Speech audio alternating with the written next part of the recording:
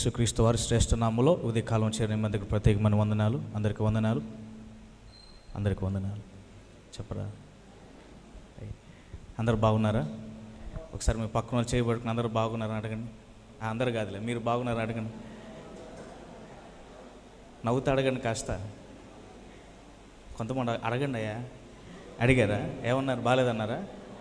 Praise the Lord. దేవుని సన్నిధిలో పరిపూర్ణమైన ఏముంది? పెద్ద చెప్తాం, ఏముంది? సంతోషం ఉంది. సో అనుదినం మనం దేవుని సన్నిధిలో సంతోషించాలి, ఆనందించాలి. మరొకసారి ప్రభు నాకు ఇచ్చినటువంటి అవకాశాన్ని బట్టి ప్రభుని స్తుతిస్తున్నాను. అలాగే దైవజనులు మా మావయ్య గారిని బట్టి ప్రభుని స్తుతిస్తూ, దేవుడు నాకు ఇచ్చినటువంటి అవకాశాన్ని బట్టి మరొకసారి ప్రత్యేకంగా ప్రభుని గణపరుస్తున్నాను. దేవుని వాక్యాన్ని విందాం. దానికంటే ముంచిన ప్రార్థన చేసుకుందాం. అందరి తలలో ఉంచుదాం. యేసయ్యా నీకు వందనాలు. యేసు నామములో మరొకసారి ఉదయకాలమందు నీ సన్నిధానంకి వస్తూ ఉన్నాం. ఇంతవరకు జరిగినటువంటి మొదటి ఆరాధనలో నీ సన్నిధి మాకు తోడుగా ఉంచి నీ అద్భుతమైన సహాయం మాకు అందించి నీవు దేవా మాతో మాట్లాడిన ప్రతి మాట కొరకే వందనాలు. తిరిగి ఈ రెండవ ఆరాధనలో నీ సన్నిధిలో మరొకసారి నీ మాటలను మేము వినడానికి ప్రభా నీ సన్నిధికి చేరి ఉండగా మీరు మాతో మాట్లాడమని ప్రార్థిస్తూ ఉన్నాం.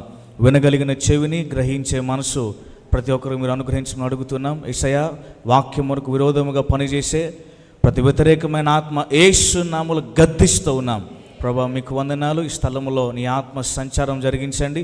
ప్రతి ఒక్క నీ ఆత్మ స్వాధీనపరచుకుని ప్రార్థిస్తూ దేవా మీకు వందనాలు. నీ కృప కొరకు స్తుతిస్తూ యేసు నామములో ప్రార్థిస్తున్నాము తండ్రి. ఆమేన్, ఆమేన్, ఆమేన్. మరొకసారి ప్రేమతో ఉదయకాలం చేరిన మీదకి ప్రభుపేట వందనాలు తెలియజేస్తూ వాక్యాన్ని మనం విందాం. ఈ ఉదయకాలం నేను మీతో మనసు అనేటువంటి విషయాన్ని గురించి మాట్లాడాలని ఆశపడుతున్నాను.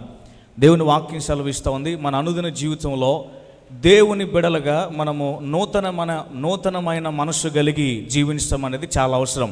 రోమాపత్రిక 12వ అధ్యాయం 2వ వచనంలో ఆ మాట మనము చాలా జాగ్రత్తగా గమనించగలుగుతాం. ఈ లోక మర్యాదను మీరు అనుసరించొద్దు కానీ ఉత్తమమును అనుకూలమును సంపూర్ణమయ్యున దేవుని చిత్తం ఏదో పరీక్షించి తెలుసుకున్నట వలన మీ మనస్సు మారి నూతన మగుట వలన రూపాంతరము పొందుడి అని వాక్యం చెప్తా ఉంది. సో మన జీవితంలో అనుదినము మన మనస్సు మార్చబడటం, మన మనస్సు నూతనపరచబడడం, మనం రూపాంతరపరచబడటం అనేది దేవుని ప్రజలుగా ఎంతో అవసరమైంది. సో చాలాసార్లు మన మనస్సును మనం మార్చుకోలేనందువలన మన జీవితాల్లో ఏ మార్పును మనం చూడలేని వారుగా అవుతూ ఉంటున్నాం. కొన్నిసార్లు దేవుడు చేయట్లేదు అని మనం అంటూ ఉంటాం. కొన్ని సందర్భాల్లో వాస్తవానికి దేవుడు చేసే విషయంలో ఎప్పుడూ కూడా ఆయన ఆలస్యం చేయదు, లేకపోతే ఆయన మన పట్ల ఏ కార్యాన్ని చేయకుండా ఉండే దేవుడు కానే కాదు. మరి ఎందుకు దేవుడు చేసే కార్యాన్ని మనం చూడలేకపోతున్నాం అంటే కారణం మన మనస్సు మనము మార్చుకోలేని వారిగా ఉంటున్నాం కనుక. సో దేవుని వాక్యంలో మొదటిగా మనం గమనిస్తే మత్తయి సువార్త 4వ అధ్యాయం 17వ వచన భాగంలో మనం ఒక మాట చూడగలుగుతాం. యేసు ప్రభు వారు పరిచర్య ప్రారంభించబడినప్పుడు ఆయన ఒక మాట స్పష్టంగా చెప్తూ ఉంటారు. మత్తయి సువార్త 4వ అధ్యాయం 17వ వచన భాగం. మత్తయి సువార్త 4వ అధ్యాయం 17వ వచన భాగం. అప్పటి నుండి యేసు పరలోక రాజ్యము సమీపించింది గనక మారు మనసు పొందడని చెప్పుచు ప్రకటింప మొదలుపెట్టాను. ఒక మాట నేను ప్రస్తావించాలని ఆశపడుతున్నా. కొన్నిసార్లు దేవుని ప్రజలుగా పశ్చాత్తాపము, మారు మనసు అన్న మాట వినబడినప్పుడు ఇది మనకు కాదులే, ఇది దేవుని ఎరగని వారికి అని మనం అనుకుంటూ ఉంటాం కొన్నిసార్లు. అవునా కదా? చెప్పండి. వాస్తవానికి మారు మనసు, పశ్చాత్తాపం అనేది అనుదినము మన జీవితంలో కలిగి ఉండటం చాలా అవసరం. మారు మనసు కొన్ని సందర్భాల్లో ఈ స్థలం నుండి అంటే బలిపీఠం నుండి మారు మనసు అన్న మాట వినపడగానే ఏడుపు రానోడు కూడా ఏడుస్తూ ఉంటాడు. అవునా కదా? నేనేమంటానంటే దొంగ ఏడుపు ఏడుస్తూ ఉంటారు. కారిపోతా ఉంటాయి, ఉపయోగం లేదు. సో వాస్తవానికి మారు మనసు అనే మాటకు అర్థమేంటంటే మన మనసు, చెప్పండి, మన మనసు పెద్ద చెప్పాలి, మనసు మార్చబడాలి. వాక్యంలో కొలస్సీ పత్రికలో పౌలు గారు స్పష్టంగా చెప్తాడు, మనము ఒకప్పుడు అంధకార సంబంధమైన అధికారం కింద ఉన్నామని. కొలస్సీ పత్రిక 1వ అధ్యాయం 13వ వచన భాగం అనుకుంటున్నాను. మనం ఒకప్పుడు అంధకారమైనటువంటి అధికారం కింద మనం ఉన్నాం. కానీ యేసయ్య వచ్చిన తర్వాత మనల్ని ఏం చేశాడంటే తన రాజ్య నివాసులుగా చేశాడు. సో ఇప్పుడు దేవుని ప్రజలుగా యేసయ్యను అంగీకరించిన మనం అందరం కూడా మనము ఏ ప్రజలమై ఉన్నాం చెప్పాలి? ఏ సంబంధులమై ఉన్నాం? పెద్ద చెప్పాలి. దేవుని రాజ్య సంబంధులమై ఉన్నాం. ఆమెన్ చెప్పాలి పెద్దగా. ఆమెన్ చెప్పండి ఈ మాట. నేను పెద్దగా, నేను దేవుని రాజ్య సంబంధమైన వ్యక్తిని. మరలా చెప్దాం, నేను దేవుని రాజ్య సంబంధమైన వ్యక్తిని. మరొకసారి, నేను దేవుని రాజ్య సంబంధమైన వ్యక్తిని. సో మనం ఎవరము? దేవుని రాజ్య సంబంధమైన వారు. సో ఇప్పుడు మనస్సు మార్చుకోవటం అంటే అర్థం ఏంటి? ఒకప్పుడు దేవుని ఎరగక ముందు ఎలాంటి ఆలోచనతో, దేవుని ఎరగక ముందు ఎలాంటి విధానంలో నేను ఉన్నానో దానిలో నుండి నేను బయటకు వచ్చి ఇప్పుడు నేను ఎక్కడ నిలబడుతున్నానో, ఎక్కడ నేను ఉంటున్నానో ఆ ప్రకారంగా నేను ఆలోచన చేయాలి, ఆ ప్రకారంగా నేను నివసించాలి, నేను జీవించాలి. ఇది ఆలోచన. కానీ చాలాసార్లు మనం మారు మనసు అన్న విధానంలో, మన మనస్సు మార్చుకోవాలి అన్న విధానంలో ఇది మనకు కాదులే అని మనం అనుకుంటున్నాం కనుక చాలాసార్లు మనము దేవుడు మన జీవితంలో చేసే విషయంలో పాత దానిలో నుండి దేవుడు, అంటే నా ఉద్దేశంలో అర్థం ఏంటంటే మనము ఇంకా పాత వాటి విధానంలోనే దేవుడు చేయడానికి ఇష్టపడేవారుగా అవుతూ ఉన్నాం. దేవుని దగ్గర ఏది పాతది ఉండదు. ఆమెన్. దేవుని దగ్గర ఏముండదు? వాక్యం చెప్తుంది, ఆయన దగ్గర ఎండిపోయింది కానీ, ఆయన దగ్గర చచ్చిపోయింది కానీ, ఆయన దగ్గర నిర్జీవమైనది కానీ ఏది కూడా. సో దేవుని దగ్గర ఎప్పుడూ నూతనంగానే ఉంటుంది. వాక్యం చెప్తుంది కదా, నేను నూతనమైన క్రియను మీ కొరకు చేయబోతున్నాను అంటాడు. సో దేవుని దగ్గర ఎప్పుడు కూడా నూతనంగానే ఉంటుంది. ఆయన దగ్గర వాక్యంలో ఇజ్రాయేల్ గురించి మనం గమనిస్తే వారికి ప్రతిదినము ఆయన ప్రతిరోజు కూడా మన్నాను ఎలా ఇచ్చాడు? ఫ్రెష్గా ఇచ్చాడు కదా, నూతనంగా ఇచ్చాడు. సో ఆలోచన చేయండి, మరి ఎందుకు మన జీవితంలో దేవుని కార్యాలు నూతన పరచబడినవిగా మనం చూస్తున్నామంటే కారణం మనం ఆలోచన మార్చబడనందువలన. సో ఇంకా మనం కొన్ని మాటలు గమనించగలిగితే నిర్గమాకాండం 10వ అధ్యాయంలోకి మనం 14వ అధ్యాయంలోకి మనం వెళ్దాం ఒకసారి. నిర్గమాకాండం 14వ అధ్యాయం. నిర్గమాకాండం 14వ అధ్యాయం 10 నుంచి మనం చదువుకుంటూ వెళ్దామా? ఫరో సమీపించుచుండగా ఇశ్రాయేలు కనులెత్తి ఐగుప్తులు తమ వెనుక వచ్చుట చూచి మిక్కిలి భయపడి యెహోవాకు మొరపెట్టిరి. అంతటా వారు మోషేతో, ఐగుప్తులో సమాధులు లేవని ఈ అరణ్యములో చచ్చుటకు మమ్మల్ని రప్పించితివా? మమ్మల్ని ఐగుప్తుల నుండి బయటకు రప్పించి మమ్మల్ని ఇట్లా చేయనేలా?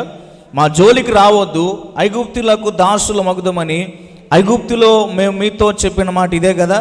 మేము ఈ అరణ్యమందు చచ్చుట కంటే ఐగుప్తులకు దాసులు మగుటమే మేలని చెప్పిరి. సో ఇక్కడ గమనించండి, దేవుడు మన మనస్సును చూస్తాడు, మన హృదయాన్ని చూస్తాడు, అలాగే మన వ్యక్తిత్వాన్ని చూస్తాడు. మనస్సు అనగానే హృదయం అనుకుంటాం మనం. మనస్సు అంటే హృదయం కాదు, మనస్సు అంటే మైండ్. ఇది అర్థమైందా? మనస్సు అన్నప్పుడల్లా హృదయం అనుకుంటూ ఉంటాం చాలాసార్లు. హృదయం వేరు, మనస్సు వేరు. మనస్సు అంటే ఇది, హృదయం ఇది. అర్థమవుతాం లేదా మాట్లాడేది? దేవుడు మన మనసును చూస్తాడు అనడానికిలో ఇంకొక ఉదాహరణ నేను చూపిస్తా. అదే నిర్గమాకాండం 13వ అధ్యాయం మనం వెళ్ళగలిగితే 17వ వచన భాగానికి వెళ్దాం ఒకసారి. మరియు ఫరో ప్రజలను పోనివ్వగా దేవుడు ఈ ప్రజలు యుద్ధమును చూచినప్పుడు వారు పశ్చాత్తాపపడి ఐగుప్తునకు తిరుగుదురేమో అనుకుని ఫిలిష్తీయుల దేశమును సమీపమైన ఆ మార్గమున వారిని నడిపింపలేదు.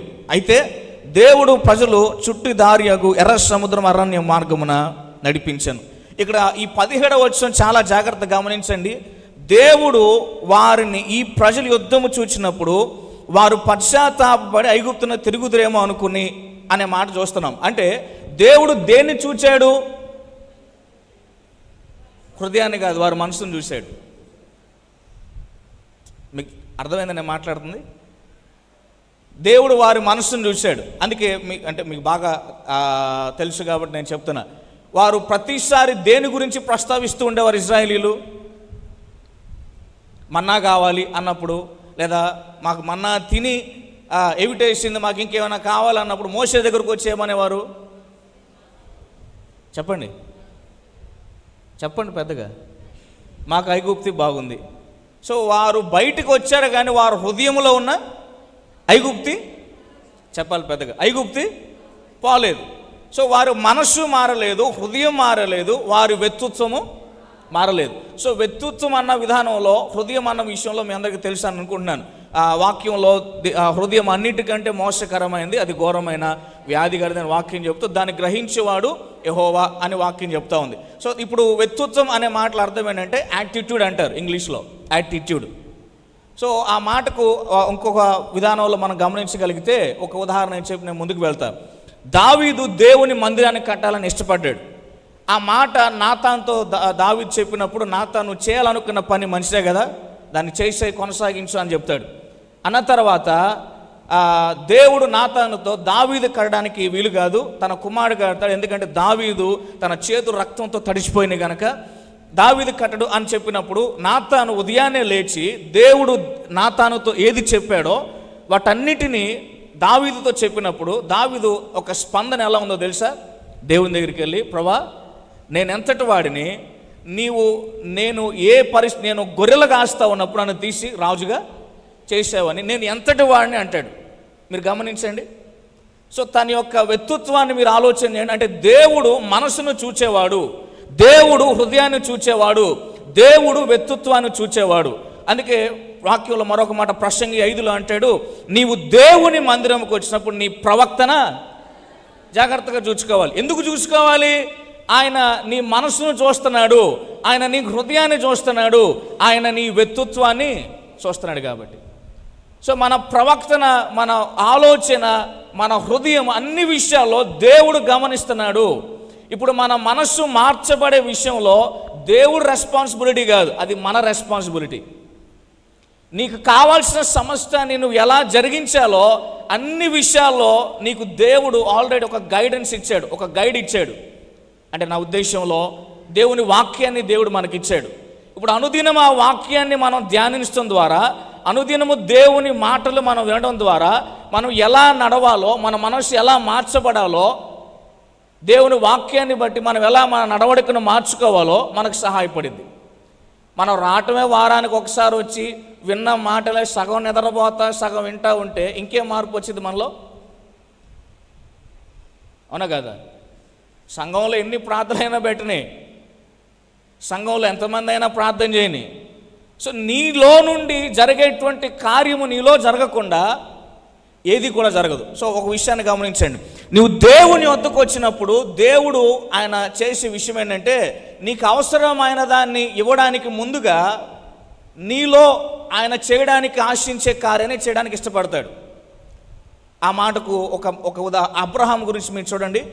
దేవుడు అబ్రహామును పిలిచినప్పుడు అబ్రహాము అని డైరెక్ట్గా పిలవాల. 17వ అధ్యాయంలో నీ పేరు అబ్రాము అన్నాడు. అంతకుముందు వరకు అబ్రామ్, తర్వాత అబ్రహాము అన్నాడు. అబ్రహాం అనేటప్పుడు ఏమన్నాడు? ఇక్కడ నువ్వు మంచిగా నడిచావు నాయన, సర్వశక్తి గల దేవుడిని నిబంధన చేస్తానని చెప్తూ ఏమన్నాడు? తర్వాత నిబంధన చేసిన తర్వాత నీవు జనములకు తండ్రిగా పిలువబడతావు, నీ పేరు అబ్రాము కాదు అబ్రహాము అన్నాడు. అప్పుడు వరకు అబ్రహాము దేవునితో ఎన్ని సంవత్సరాలు నడుస్తూ వచ్చాడు? 12వ అధ్యాయంలో పిలిచాడు. అక్కడ నుంచి దేవుడు మాట్లాడుతూ వచ్చాడు. అబ్రహాం బలిపీఠాన్ని కడతా ఉన్నాడు, దేవుని మాటలు వింటా ఉన్నాడు, వాగ్దానాన్ని వింటా ఉన్నాడు, ఎదురు చూస్తూ ఉన్నాడు, జరుగుతూ ఉంది, ప్రక్రియ జరుగుతూ ఉంది. అక్కడ నుంచి ఒక ప్రక్రియ అయిన తర్వాత దేవుడు తనలో చేయడానికి ఆశించిన కార్యాన్ని అబ్రహాము జీవితంలో దేవుడు సంపూర్ణపరిచినప్పుడు దేవుడు పేరు మార్చాడు, అబ్రహాము అన్నాడు. తర్వాత 18వ అధ్యాయానికి వెళ్ళగానే సొదొమ గొమొర్రా గురించి ఆయన పాడు చేయాలనుకున్నప్పుడు, అరే నేను ఇష్టపడ్డాను కదా నా స్నేహితుడు అబ్రహాము, నేను అతనితో చెప్పకుండా ఉంటానా అన్నాడు దేవుడు. అవునా కదా? హలో, ఇక్కడే ఉన్నారా? ఎంత టైం? 9:30 అయింది. ఇక్కడే ఉన్నారా? లేకపోతే పరలోకం వెళ్ళి వస్తున్నారా? ఇక్కడే ఉన్నారా? అంటే కొంతమంది వెళ్ళి వస్తూ ఉంటారులే, వెళ్తే లేపం భూమి మీద ఉన్నానని చెప్పండి. ఏం చెప్పాలి? చెప్పండి. పరలోకం వెళ్ళేస్తే భూమి మీద ఉండండి అని చెప్పండి. పరలోకం ఇంకా వెళ్ళా, వేస్తే ఇంకా రాల మన కోసం వస్తాడు ఆయన. ఆమేన్, హల్లెలూయా చెప్దాం, హల్లెలూయా. సో ఆలోచన చేయండి, దేవుడు నీకు ఇచ్చేదానికంటే ముందు చాలాసార్లు మనం దేవుడు నాకేమిస్తాడు, దేవుడు నాకేమిస్తాడు, దేవుడు నాకు ఇది ఇస్తే బాగుండు, దేవుడు నాకు అది ఇస్తే బాగుండు, ఎప్పుడు ఇచ్చేదాని గురించే. ఇంక ఎంత ఇస్తున్నా కానీ ఏమంటారు? ఇయ్యయ్యా ఇయ్యయ్యా ఇయ్యయ్యా ఇయ్యయ్యా ఇయ్యయ్యా. ఏమి ఇవ్వాలి నీకు? నేను అనుకుంటాను అప్పుడప్పుడు అట్లా పద్దాకలు ఏ అనే వాళ్ళు ఒక బండరాయి కట్టి నెత్తి మీద వేస్తే బాగుంటుందని. అవునా కదా?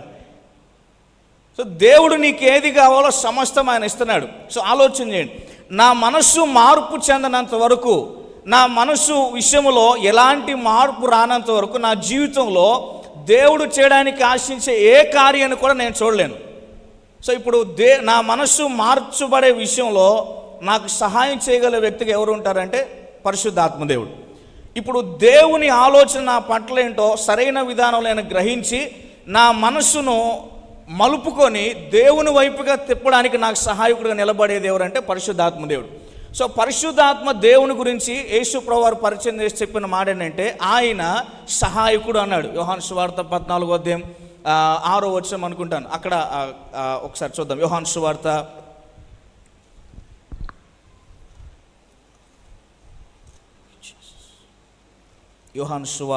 14వ అధ్యాయం. యోహాను సువార్త 14వ అధ్యాయం 15వ చూద్దామా.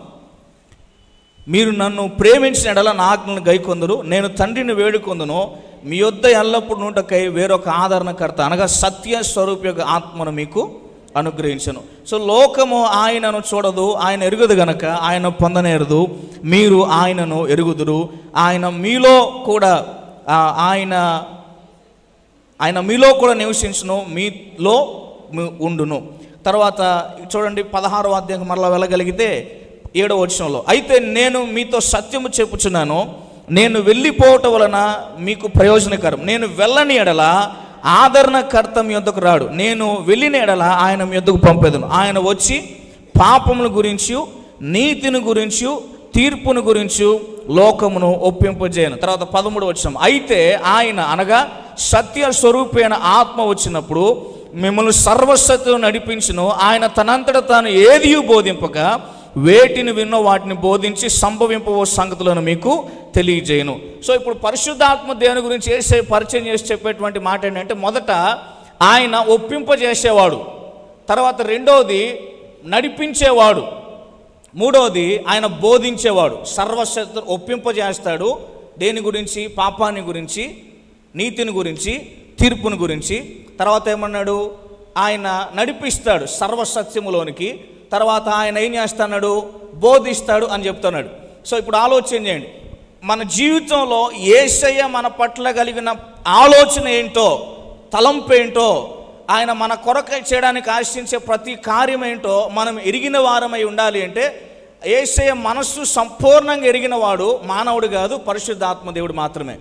సో ఇప్పుడు మన మనస్సు మార్పు చెందే విషయంలో మనం ఒక విధానం నుండి మరొక విధానం వైపు తిప్పబడాలి అంటే కేవలం పరిశుద్ధాత్మ దేవుని వలన మాత్రమే సాధ్యమైంది. ఆమేన్. నా మాటలు మీకు అర్థమవుతున్నాయా? సో ఆలోచన చేయండి, పరిశుద్ధాత్మ దేవుడు చేసే పని ఏంటంటే నీ పట్ల, నా పట్ల యేసయ్య ఆలోచన ఏంటో అది మనము గ్రహించగలుగునట్లుగా సహాయం చేస్తాడు. మరొక మాటలో యేసయ్య మనస్సు ఏంటో సంపూర్ణంగా ఎరిగిన వాడు పరిశుద్ధాత్మ దేవుడు మాత్రమే. ఆయన మనస్సును మనము ఎరిగి ఉండటం ద్వారా మన జీవితంలో ఆయన మన కొరకు చేయడానికి ఆశించే ప్రతి కార్యాన్ని మనము ఎరిగి ఉండటను బట్టి మన మనస్సు మార్పు చెందుట ద్వారా నూతనమైన కార్యాన్ని మనం చూడగలిగే వారిగా మారుతాం. ఆమేన్. నా మాట అర్థమైందా?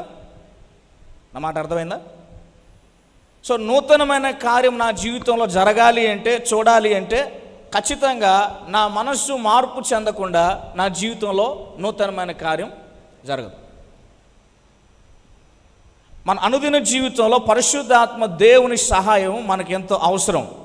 పరిశుద్ధాత్మ దేవుని సహాయం లేకుండా నేను ఏది చేయలేను. ఒకవేళ చేసిన నా జీవితంలో దేవునికి ఎలాగా అది ఇష్టమైనదిగా ఉండాలో అది నాకు తెలియకుండా నేను చేస్తాను కనుక దానిని బట్టి నా జీవితంలో ఆయన చేయడానికి ఉద్దేశించే విషయమై నేను ఎన్నటికీ పొందలేని వ్యక్తిగా ఉంటాను, లేదా అది నా జీవితంలో జరగనిదిగా మారిపోతూ ఉంటుంది. దేవుని సన్నిధికి వచ్చే మనం అందరము అనుదినము కూడా దేవుని హృదయాన్ని ఎరిగి ఉండటం చాలా అవసరం. దేవుని హృదయం మనం ఎరిగిన వారమై ఉండాలంటే మనం అనుదినము కూడా పరిశుద్ధాత్మ దేవుని చేత మనం నడిపించబడే ప్రజలమై ఉండాలి. అది చాలా అవసరం. వాక్యం చెప్తా ఉంది ఎఫెసీ పత్రికలో, మనము దేని చేత నింపబడతామో దాని చేత నడిపించబడతాం. ఎఫెసీ పత్రిక 5వ అధ్యాయం 5:15 వచనం నుండి చదువుకుంటూ వెళ్తే అక్కడ మద్యముతో మత్తులై ఉండొద్దు అనే మాట మనం చూస్తాం. అంటూ చివరికి వస్తే ఏమంటాడంటే, చదువుదాం ఒకసారి ఎఫెసీ పత్రిక. మద్యముతో మత్తులై ఉండొద్దు, దానిలో దుర్వ్యాపారం కలదు. అయితే ఏమై ఉండాలి? పెద్ద చెప్పండి, ఏమై ఉండాలి? అందరు చెప్పండి మాట, ఏమై ఉండాలి? ఆత్మపూర్ణులై ఉండాలి. చెప్పండి మాట, ఆత్మపూర్ణమై ఉండాలి. అందరు చెప్పాలి పెద్దగా. మరొకసారి. సో అంటే ఇంగ్లీష్లో ఫిల్ విత్ హోలీ స్పిరిట్ అని రాయబడింది. అంటే పరిశుద్ధాత్మ దేవుని చేత మనం నింపబడాలి. సో పరిశుద్ధాత్మ దేవుని చేత నింపబడినప్పుడు మన జీవితంలో అనుదినము దేవునికి ఎలా సమీపించే వారమై ఉండాలో, మనం ఆయనకు సమీపమైన వారిగా మనం ఎలా నడిపించబడాలో, అలాగ మనం నడిపించబడడానికి పరిశుద్ధాత్మ దేవుడు మనం నడిపించడం ప్రారంభిస్తాడు. సో పరిశుద్ధాత్మ దేవుడు చేసే పని ఏంటంటే, మనం యేసయ్య మనస్సు మన పట్ల ఏమై ఉన్నదో అది మనం ఎరిగి ఉండడానికి సహాయం చేస్తాడు మొదట. రెండవది, యేసయ్య మనస్సు మనం ఎరిగి ఉండటం ద్వారా మనము అనుదినం ఆయనకి ఎలా సమీపంగా చేరాలో అలా మనం సమీపంగా చేరడానికి పరిశుద్ధాత్మ దేవుడు సహాయం చేస్తాడు. సో ఇప్పుడు ఈ రెండు విషయాలు మన జీవితంలో ఎరిగి ఉండటం బట్టి మన మనస్సు అనుదినము ఏం చేయబడుతూ ఉంటుంది? మార్పు చెందుతూ ఉంటుంది. అర్థం నేను మాట్లాడేది? హల్లెలూయా. మన మనస్సు మార్చబడుతూ ఉంటుంది. సో నీ మనస్సు మార్చబడకుండా నీ జీవితంలో ఎప్పటికీ ఏది చూడలేవు. అది ఏదైనా, ఎంతసేపు ప్రార్థన చేయి, ఉపవాసం ఉండు, ఏదైనా చేయి, కానీ మనస్సు మార్చబడినప్పుడే నీ జీవితంలో దాన్ని చూస్తావు. ఇందాక మనం ఒక వచ్చిన చదివి మళ్ళీ మనం ముందుకు వెళ్ళాం కదా. సో చాలాసార్లు మన జీవితాల్లో ఇజ్రాయెల్ వంటి మనసు గలవారుగానే ఉంటున్నాం. కష్టం వచ్చినప్పుడే, ఇందా చదివాం కదా నిర్గమాకాండం 14వ అధ్యాయంలో, ఫరో సమీపించినప్పుడు వారు ప్రార్థన చేశారు. ఇప్పుడు ప్రార్థన చేసి నీవు ఏం చేయాలి? దేవుడు సహాయం చేస్తాడని నమ్మాలి. కానీ వారేం చేస్తూ ఉన్నారు? చెప్పండి, వారేం చేస్తున్నారు? వారు చూచి ఇప్పుడు దేవుని వైపు చోట్ల మోషే దగ్గరకు వచ్చి, మోషే బుద్ధి లేదా నీకు, జ్ఞానం లేదా నీకు, మమ్మల్ని ఇక్కడ ఎందుకు తీసుకొచ్చావు? మమ్మల్ని చంపడానికి తెచ్చావా? నీకు జ్ఞానం లేదా? మేము ఐగుప్తులో ఉంటే మాకు ఇష్టం అని చెప్పాం కదా, అయినా నువ్వు పట్టుకొచ్చావు మమ్మల్ని, ఇక్కడ మేము చావాలనా నీ ఉద్దేశం అని అంటున్నారు. సో ఆలోచన చేయండి. చాలాసార్లు మనం ప్రార్థన చేస్తున్నాం కానీ మనం మార్పు మన మనస్సు మార్పు పొందలేదు కనుక, మనస్సు మార్చబడలేనందువలన మన జీవితంలో సరైనటువంటి జవాబును పొందలేని వారికి ఉంటున్నాం. దేవుడు నిన్ను ఎప్పుడు ఏ విషయంలో బలవంతం చేయడు. మీరు అనుకున్నా దేవుడు నన్ను బలవంతం చేస్తేనే చేస్తాని. హలో, దేవుడు నిన్ను ఎప్పుడు ఏ విషయంలో బలవంతం చేయడు. ఆయన చేసేవాడు కాదు. అర్థమైందా? దేవుడు ఏం చేయడు? ఒకసారి చెప్పండి పక్కన వాళ్ళతో ఈ మాట. ఏం బలవంతం చేయడు? దేవుడు బలవంతం చేయడని చెప్పండి. పక్కన చేయబట్టుకోండి. పక్కన చేయబట్టుకొని నాకు వైపు కాదు, వారి వైపు చూస్తా. దేవుడు చెప్పండి, దేవుడు నా ముఖం కాదమ్మా, పక్కన వాళ్ళ ముఖం చూడండి. మీ ఎవరు చేయబట్టుకున్నారు వాళ్ళ ముఖం చూడండి. దేవుడు ఏ విషయంలో నిన్ను ఏం చేయడు? మరలా దేవుడు ఏ విషయంలో, నన్ను చూడబాకండి, పక్కన వాళ్ళ వైపు చూడండి. నా వైపు చూస్తారు ఎందుకు? మళ్ళా దేవుడు ఏం చేయడు? చెప్పండి, ఏం చేయడు? చెప్పండి, ఏం చేయడు? పాస్టర్ గారు బలవంతాన్ని బట్టి వస్తున్నాయేమో మందిరానికి, నాకు తెలియదు మరి. లేకపోతే ఇంట్లో మీ ఆయన పోరు తట్టుకోలేక వస్తున్నాయేమో, కాస్త మనశ్శాంతిగా ఉండే నిద్రపోదామని. నేను ఊరికే అంటున్నా. Hallelujah, praise the Lord, hallelujah. So ఆలోచన చేయండి, దేవుడు ఏ విషయంలో బలవంతం చేయడు. నా మనసు మార్పు చెందనప్పుడే నేను దేవుని సహాయాన్ని పొందిన వ్యక్తిగా ఉంటాను. మీరు అయినప్పుడు గమనించండి, వారి ప్రయాణంలో దేవుడు ఎంత అద్భుతమైన కార్యాలు చేశాడు ఇశ్రాయేల్ జీవితంలో కదా. వారి జీవితంలో చేసిన కార్యాలు ఎవరి జీవితంలో చేయలేదు అనుకుంటాను నేను. ఎందుకంటే వారు వేసుకున్న బట్టలు మాసిపోలేదు, చినిగిపోలేదు, చెప్పులు, తర్వాత వారు అన్నం వండుకోవడానికి అవసరం కూడా లేదు. సో ప్రతిరోజు దేవుడు వారికి మన్నాను ఇస్తూ ఉన్నాడు. నీళ్లు కావాలంటే నీళ్ళు ఇస్తూ ఉన్నాడు. మాకు మన్నా వద్దు, మాంసం కావాలంటే దేవుడు. కొంతమంది కరువు పోతోళ్ళు ఉంటారు. ప్రార్థనకు వచ్చేది ఎప్పుడో తెలుసా? ఏదన్నా ఫంక్షన్ జరిగితేనే ప్రార్థన. ఎందుకు? ఫంక్షన్ అయిన తర్వాత కదా. నా మాటలు ఏమైనా తప్పుందా? నిజమా కాదా? ఇక మిగిలిన టైంలో గుర్తుండదు. మళ్ళీ ఏమైనా తక్కువైందంటే పాస్టర్ గారు ఎందుకు పెట్టలేదు, లేకపోతే వాళ్ళు ఎందుకు పెట్టలేదంట, మళ్ళీ వీళ్ళ ఇంట్లో ప్రార్థన పెట్టినప్పుడు వీడు పెట్టడు మళ్ళీ. అర్థమైందా? అవునా కదా? చెప్పండి. దేవుడు వారి జీవితంలో చేయగలిగిన ప్రతిదీ, ఇంకా అద్భుతమైన విషయం ఏంటంటే, దేవుడు పగలు ఎట్లా ఉన్నాడు, రాత్రి అగ్నిస్తంభముగా నడిపించాడు వారిని. వారితో ఉన్నాడు ఆయన. వారికి కావలసిన ప్రతి విషయాన్ని జరిగించాడు. కానీ వారిలో కానాను దేశానికి చేరుకున్న వారు ఎంతమంది? ఇద్దరే.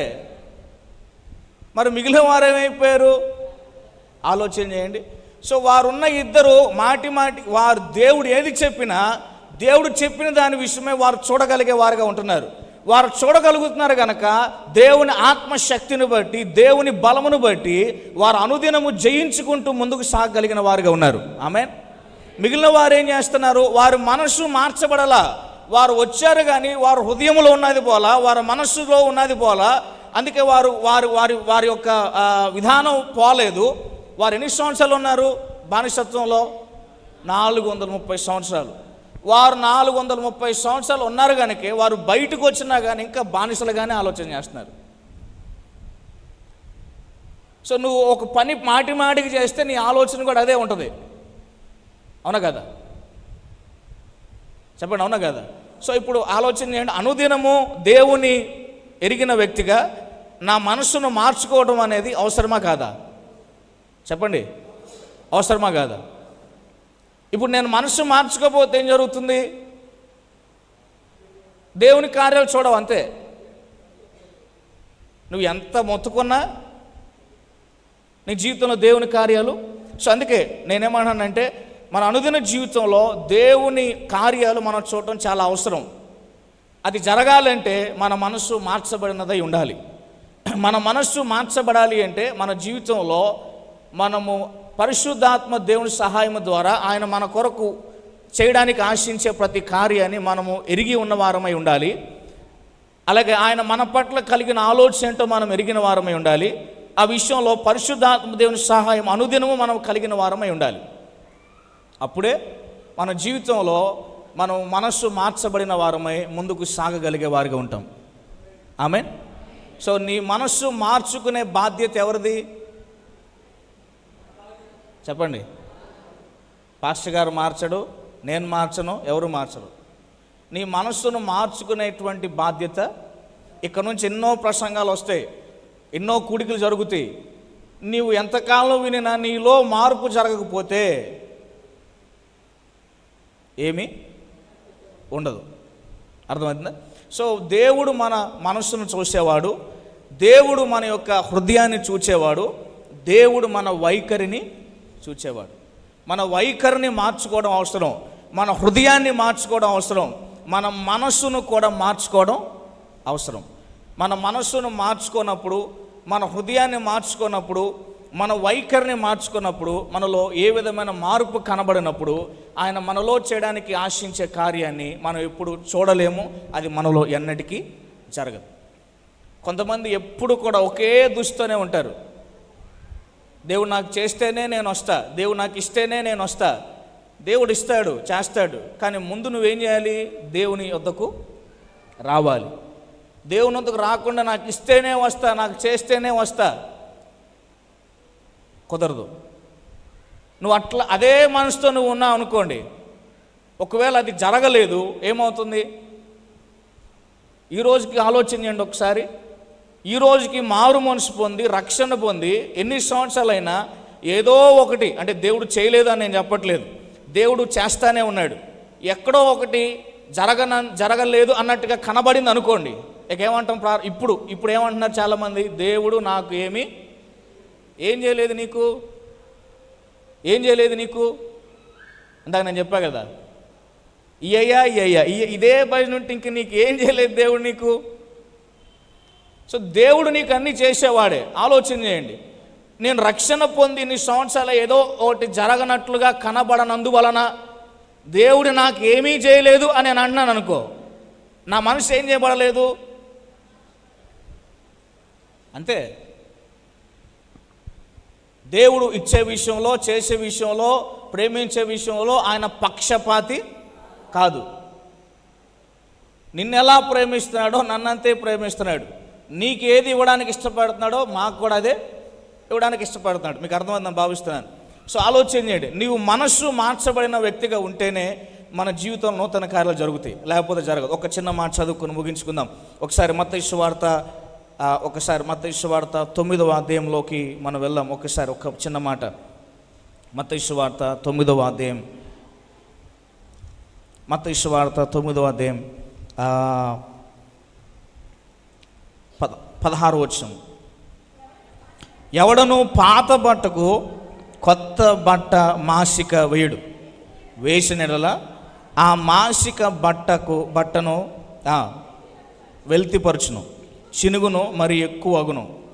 మరియు పాత తిత్తులో కొత్త ద్రాక్షరసము పోసిన ఎడల తిత్తులు పెగిలి ద్రాక్షరసము కారిపోను. తర్వాత తిత్తులు ఏమైపోతాయి? పాడైపోతాయి. తర్వాత ఏమన్నాడు? కొత్త ద్రాక్షరసాన్ని కొత్త దానిలోనే పోయాలి. అప్పుడు రెండు కూడా పాడు కాకుండా ఉంటాయి, చెడిపోకుండా ఉంటాయి. వైట్ షర్ట్ వేసుకున్నాను నేను. ఇప్పుడు ఇక్కడ నేను నిలబడి ఏదో తెలియకుండా నాకు మరకబడింది, టీ మరకో ఏదో పడింది.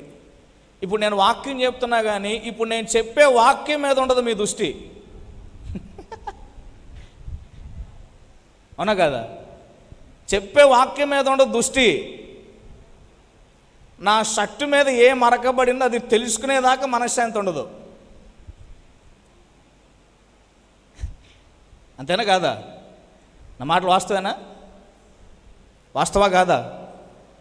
నా షర్టు మీద ఉన్న మరక ఏందో చెప్పేదాకా వాక్యం అర్థం కాదు. ఆ మరక ఏందో తెలిస్తేనే వాక్యం అర్థమైంది. సో ఆలోచన చేయండి. అవునా కదా? అర్థమైందా మీకు? సో ఆలోచన, నా మనస్సును మార్చుకోవడం అవసరం. అందుకే సో నువ్వు పాత ఎంత ధరించినా, పాత దాని మీద కొత్తది అన్నట్లుగా నువ్వు మాసిక వేసి ఎంత ప్రయత్నించినా అది ఎన్నటికీ కొత్తదిగానే కనపడదు. ఎందుకంటే అది ఆల్రెడీ పాతది కాబట్టి. సో నువ్వు పాత దానిలో నుంచి కొత్త దానిలోకి రావాలి. కొత్తదిగానే ఉండి పాతదిగా చూపిస్తూ, లేదా పాతదిగానే ఉండి కొత్త దాన్ని నువ్వు చూడాలనుకుంటే అది ఎన్నటికీ జరిగే పని కాదు. సో నువ్వు చెడిపోవటం కాదు, నువ్వు బాగుపడటం కావాలి. నీ జీవితంలో నాశనకరమైనది కాదు చూడడానికి ఇష్టపడుతుంది దేవుడు. నీ జీవితంలో సమస్తము కూడా అద్భుతకరమైన రీతిలో జరగడం అనేది దేవుడు చూడాలనుకుంటున్నాడు. ఆమేన్. అది చూడాలి, అది జరగాలి అంటే ఎలా సాధ్యమైందంటే నీ మనసు చెప్పాలి, నీ మనసు మార్చబడడం ద్వారా. నీ మనస్సు మారినప్పుడే. సో నీ పని అది, నీ మనసును మార్చుకోవడం అనేది. నీ మనస్సును మార్చుకోకపోతే నీ జీవితంలో ఎప్పుడు నువ్వు ఎట్లా చూస్తున్నావు అదే అలాగే కనపడింది. నీ మనస్సును మార్చుకున్నప్పుడే నువ్వు నూతనంగా చూడగలిగే వ్యక్తిగా మారుతావు. నీ మనసుకు నువ్వు మార్చుకోలేనంత వరకు కూడా ఎప్పుడు కూడా ఒకటే బాణి పట్టుకుంటావు. ఏదో అప్పుడప్పుడు సామెత అంటారు కదా, పట్టుకున్న కుందేలుకి ఎన్ని కాళ్ళు? కుందేలుకి 3 కాళ్ళు కాదు, 4 కాళ్ళు. ఎన్ని కాళ్ళు? ఒక 5 గుడ్డోని తీసుకెళ్ళి ఒక ఏనుగు ముందు నిలబెట్టి ఆ ఏనుగుని ఎట్లా ఉందో చెప్పమన్నారంట. ఒకడు తొండం పట్టుకున్నాడు, ఇదే పైపు లాగా ఉందిరా అన్నాడు. ఒకడు వెనకాల ఆ తోకను పట్టుకున్నాడు, ఎట్లుందిరా అంటే అదేం తాడులాగా ఉందిరా అంటున్నాడు. వాడేమో చెవి పట్టుకున్నాడు, చెవి ఎట్లా ఉందిరా అంటే చాటలాగా ఉంది అన్నాడు. ఒకడేమో ఈపిని పట్టుకున్నాడు, ఇదేందిరా అంటే ఇదేందో పెద్ద ఇదిలాగా ఉందిరా అని చెప్తా వచ్చాడు. సో వారికి కనబడదు, అందుకే వారికి అర్థమైన రీతిలో వారు సో మనకు కనబడుతుంది. అంటే నా ఉద్దేశం ఏంటంటే మన మనసు మార్చబడినప్పుడు మనం చూచే విధానం కూడా మార్చబడదు. మనం చూచే విధానం మార్చబడినప్పుడు మన జీవితంలో దేవుని కార్యాలు ఎలా నూతనంగా ఆయన మన జీవితంలో చేస్తాడో అది కూడా మనం చూడలేం. కానీ మనస్సు మార్చబడినప్పుడు మనం పాత విధానం నుండి కొత్త విధానంలోనికి మనం తిప్పబడిన వారమై ఉన్నప్పుడు అప్పుడే నూతనమైన దాన్ని మనం చూస్తాం. ఆమేన్. సో మనస్సు మార్చబడే విషయంలో అనుదినము మనకు సహాయం చేయగలిగినట్లుగా మనం నడిపించేవారు ఎవరంటే పరిశుద్ధాత్మ దేవుడు. ఆమె సో నూతనమైన మనసు గలవారమై ఆయన మన జీవితంలో చేయడానికి ఉద్దేశించే ప్రతి కార్యాన్ని మన జీవితంలో మనం చూచుదుముగాక. ఆమె కళ్ళు మూసుకుందాం, చిన్న ప్రార్థన చేసుకుందాం. అందరం కళ్ళు మూసుకుందాం, చిన్న ప్రార్థన చేద్దాం. ఉదయకాలం ప్రభు నీతో మాట్లాడితే చిన్న ప్రార్థన చేయి. యేసయ్యా నీకు వందనాలు, నా హృదయం మార్చబడినట్లుగా నా మనసు నీ వైఖరిని చూస్తున్నాడు, నీ హృదయాన్ని చూస్తున్నాడు, నీ మనసును చూస్తున్నాడు. మారు మనసు పొందుడి అనేసి చెప్తున్నాడు. కొన్నిసార్లు ఈ మాట నాకు కాదులే అనుకుంటున్నామో, కొన్నిసార్లు ఇది మనకే. మన మనసు మార్చబడట్లేదు, అందుకే మన ఆలోచన కూడా మార్చబడట్లేదు, మన విధానం మార్చబడట్లేదు. నీ విధానం ఎందుకు మార్చబడట్లేదు అంటే నీ మనసు మార్చబడట్లేదు కనుక. నీ మనసు మార్చబడట్లేదు కనుకే నీవు చూచేది మార్చబడట్లా. దేవుడు నాకేం చేయట్లా, దేవుడు నాకేం చేయట్లా, దేవుడు నాకేమి ఇవ్వట్లా. దేవుడు ఇస్తున్నాడు, చేస్తున్నాడు ఆయన. కానీ నువ్వు ఎందుకు చూడట్లేదు, ఎందుకు పొందట్లేదు? నీ మనసు మార్పు చెందనందువలన. నీ మనస్సును మార్చుకునేటువంటి అవకాశం నీదే. అడుగు యేసయ్యను, పరిశుద్ధాత్మ దేవుని అడుగుదాం ఒకసారి. యేసయ్యా మీకు వందనాలు. ఇంకా దేవుడు నీ జీవితంలో చేయలేనటువంటిది ఏదైనా ఉన్నదాన్ని బట్టి ఆయన నాకు ఏమీ చేయలేదన్న మాట ఒకవేళ నీవు అనే వ్యక్తిగా ఈరోజు నువ్వు ఉన్నావేమో. అలాగా నీవు ఉంటే ప్రభా నన్ను క్షమించి, నువ్వు సమస్తము చేస్తావు, నా జీవితంలో ఎందుకు నేను చూడట్లేదో ఈరోజు నాతో మాట్లాడావు, నీకు వందనాలు. ఒక చిన్న ప్రార్థన, ఒక 5 నిమిషాలు అందరూ స్వరం ఎత్తి ప్రార్థన చేయాలని ఆశపడుతున్నాను. ప్రభా మీకు వందనాలు, హల్లెలూయా, యేసయ్యా నీకు స్తోత్రం. అందరూ ఒక క్షణము స్వరం ఎత్తి చిన్న ప్రార్థన చేద్దాం. యేసయ్య మనస్సు ఏంటో నీ పట్ల ఆయన నీవు ఎరిగి ఉండడానికి ఇష్టపడుతూ ఉన్నాడు. ఆయన నీ కొరకు చేయడానికి ఆశించే విషయమై ఆయన తన కార్యాలు, దేవుని కార్యాలు నీ జీవితం నూతన పరచడానికి ఇష్టపడుతున్నాడు. అవి నువ్వు ఎరిగి ఉండడానికి కూడా ఇష్టపడుతున్నాడు ఆయన. నీ మనస్సు మార్చబడినప్పుడే నువ్వు ఒక వైపు నుండి మరొక వైపు తిప్పబడాలి. యేసయ్యా మీకు వందనాలు, పరిశుద్ధుడానికి స్తోత్రం. ప్రార్థన చేసుకుందాం. ప్రియ ప్రభువా, నీ శ్రేష్ఠ నామమును బట్టి వందనాలు చెల్లిస్తూ ఉన్నాం. యేసు నామములో మరొకసారి ఉదయకాలం మందు నీ సన్నిధికి వస్తూ ఉన్నాం. ఈరోజు మరొకసారి 2వ ఆరాధనలో మా అందరితో మాట్లాడినందుకు కొరకు స్తోత్రాలు. ప్రభా, మా మనస్సు మార్చబడటం ఎంత అవసరం అనే దాని గురించి ఈరోజు మీరు మాతో మాట్లాడేందుకు వందనాలు. దేవా, మా మనస్సు మార్చబడలేనందువలన, అనుదినము మా మనస్సు నూతన పరచబడలేనందువలన మా జీవితాల్లో నైనా అనేక సార్లు నీ కార్యాలు మేము చూడలేని వారుగా అవుతూ ఉన్నాం. ఈరోజు స్పష్టంగా మాతో మీరు మాట్లాడారు. మా ఎడల మీరు కలిగిన ఆలోచన ఎంతో గొప్పది, మా ఎడల మీరు కలిగిన ప్రతి ఉద్దేశం ఎంతో గొప్పది, మా కొరకు మీరు దాచి ఉంచిన మేలు ఎంతో గొప్పది, మా కొరకు మీరు చేయడానికి ఆశించే ప్రతి కార్యం ఎంతో ఉన్నతమైనది. ప్రభా, అట్టి ఉన్నతమైన గొప్ప ఆశ్చర్యకరమైన కార్యాలు మేము చూచినట్లుగా యేసయ్యా మా హృదయాలను, మా మనసులను, మా వైఖరిని అనుదినము మేము నూతన పరచుకున్నట్లుగా సహాయం చేయి.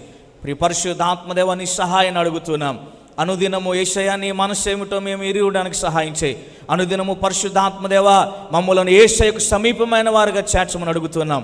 నీకు వందనాలు. ఈ ఉదయకాలం చేరొచ్చిన ప్రతి ఒక్కరిని బట్టి స్తుతిస్తూ దేవా, ఈ విన్న మాటలు ప్రతి వారి హృదయాలు మీరు భద్రపరచమని, వాక్యముకు భిన్నముగా పనిచేసే ప్రతి విధమైన భిన్నమైన ఆత్మను యేసు నామములో గద్దిస్తూ ఉన్నాం. ప్రభువును మేము కోరుకుంటూ వందనాలు చెల్లిస్తూ యేసు నామములో